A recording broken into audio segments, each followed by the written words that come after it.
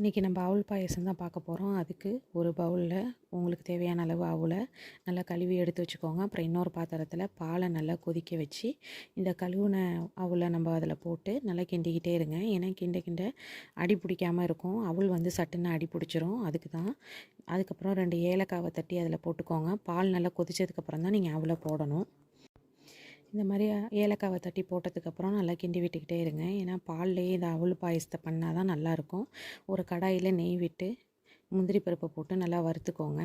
பொன்னிறமாகிற வரைக்கும் வறுத்துட்டு ஆஃப் பண்ணிவிடுங்க. அதுக்கப்புறம் நம்ம வந்து அவுள் பாயசத்தில் நம்ம சர்க்கரை வந்து எவ்வளோ அளவு எடுக்கணும்னா, அவுள் 1 கப் எடுத்திங்கன்னா சர்க்கரை வந்து 1½ கப் எடுத்துக்கோங்க. அதுதான் கரெக்டாக இருக்கும். உங்களுக்கு இன்னும் தேவைன்னா இன்னும் அது ஜாஸ்தியாக கூட நீங்கள் சேர்த்துக்கலாம். அது நீங்கள் தண்ணியாக பண்ணுறீங்களா திக்காக பண்ணுறீங்களா தான் பொறுத்து இருக்குது.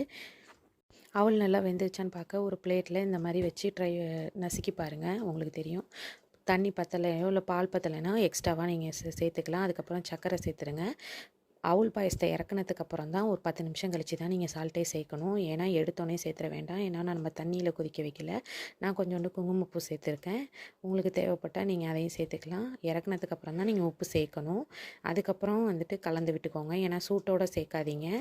ட்ரை பண்ணி பார்த்துட்டு எனக்கு கமெண்ட்டில் சொல்லுங்கள்.